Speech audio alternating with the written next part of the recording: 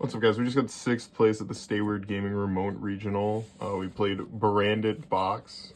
It was a really fun 7 rounds. Before we start, I want to give a shout out to Shu, who was just super nice in our match. Game in round 7. Game 2, he opened Triple Ash Valor and couldn't play, and then he cooked me game 3. Shout out to Owen for being my cheerleader all day. Super nice guy. A team member on Inspire. I'm always bad at these, so I'm just going to get into the profile. For the branded cards, we played Triple Quem, Triple Cartesia, Triple Albaz, Kit, McCurrier, Albion. These ratios will probably stay the same going forward. Part of me wants to play a second Albion, because like opening him, I feel like opens up a lot. Not really much to say about the ratios, though. You need to play 3 of everything up here. Like you can maybe get away with second Albion, but this stuff is self-explanatory. For the branded spell traps, we play Triple High Spirits. You want to see Quem as frequently as possible, and if you see Quem, you can search Cartesia, because you can just Foolish Albaz and then special the Cartesia. Also, this card's insane. It reads Foolish from extra deck. Like, I don't know. Cards that do that always seem to be really good. 1 branded fusion, 1 branded in red, 1 branded in white. People that I talked to about this yesterday during the regional, they thought 1 fusion was weird, but I don't want to see this card. It's like a plan C. You'll see in the extra deck why, but you do not want to be fusion locked, like, ever. So you play the branded in white to be able to fuse. The branded in red is just for Albion. They're branded cards. You know what they do. And then 1 retribution. You never use it for its on-field effect. For the Bystials, we played Triple Lubellion, Triple Druis Worm, Triple Saronir, Magnemute Boldrake. There's nothing to say about these ratios. You play 3 of all the good ones. Magnemute, I would play 3 if it was a 3, but Boldrake was bad.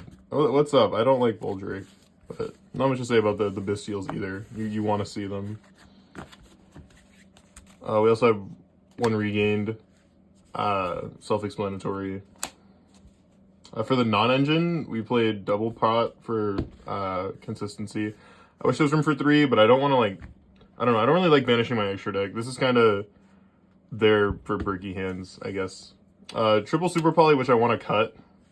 I didn't really like it all day. Might play it for more talents. Triple Econ, Triple Droplet, 1 talents for our non-engine spots. The theory here is that, like, Bystials are pseudo hand traps, so I didn't want to play, what is it? It's 8 main deck Bystials plus 9 hand traps. That just felt like a lot. In testing, I bricked a lot on hand traps. So, like, if I'm playing non-engine, at least going second, it's like these help me clear a board. And going first, like, reactive cards like Econ and Droplet are just super solid. I do want to cut Super Poly and play 2 more talents, probably thin the list out. So I cut 3 Super Poly, play 2 more talents. That puts the list at 42 instead of 43. And that feels a lot better. Super Poly was just, like, mid all day, unironically. Like, I used it once to clear a Soul of Rage, I guess, with my Quem. But I don't know. It's not really great. I guess, like,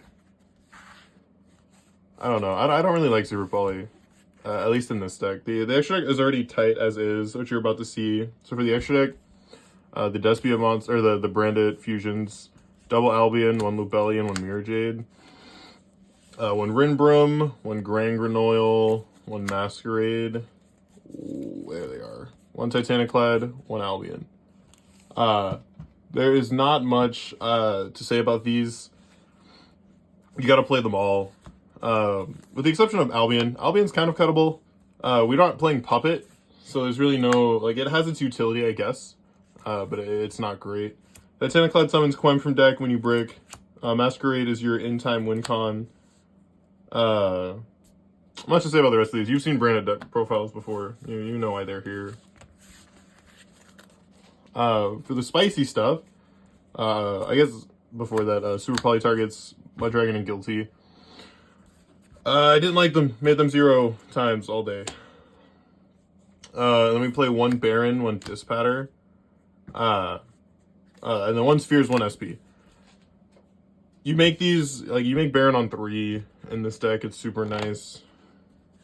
I will say, going forward, I will probably cut the Super Poly Targets for a Pisty, and I don't know what I'll cut this for. I kind of miss not playing a Typhon. Like, there are so many times I wish I had Typhon in my extra deck. I don't know. Everything else felt solid, though. List ran like butter up until the last round. It felt kind of bad. Onto the side deck. We're playing triple Ash, triple Infirm, triple Nib, triple Droll, triple Dogwood. Yeah, so we started 15 hand traps. Like I said, the theory behind it was Bystials are pseudo hand traps. So you don't want to open like 2 Bystials, Ash, Nib, Imperm. Like that feels awful, right? Like you can't play the game. So the theory was board breakers were probably better going into like what I was going to assume was like Unchained and Rescue Ace. Like if I can econ a Caesar, I just win the match, right? And I did that in my round 3. I like summoned Druisworm on his turn, tributed the Druisworm for econ, targeting the Caesar to take, and it just forces the back row to pop both of them. Like econ will for sure be a main deck stay, at least while Unchained and stuff like that is in the format. I don't think I changed anything about the side. I loved it all day. These 12 hand traps are like mandatory. This you can play anything else. Like you can play Valor if you want it, or Mourner. I just wanted a time card because like this deck is grindy. And grindy means you'll go into time sometimes, and I don't want to have to rely on like being able to go first and making Masquerade. I wanted to have another answer to stuff. Like I played Runic Stun round 2, and we for sure went into time. It was crazy. Yeah, I don't know. Going forward, cutting Super Poly for talents. And I think the main deck ratios are great outside of that. I just, my non-engine felt kind of bad. Like, every time I saw this card, I was like, oh, man. Like, it just didn't feel great. Before the video ends, shout out to Chainlink. They make really cool field centers, playmats, etc. Their link will be in the description. Use probably at checkout to save with them. And also shout out Dueling Guard, my other sponsors, for the cool deck box.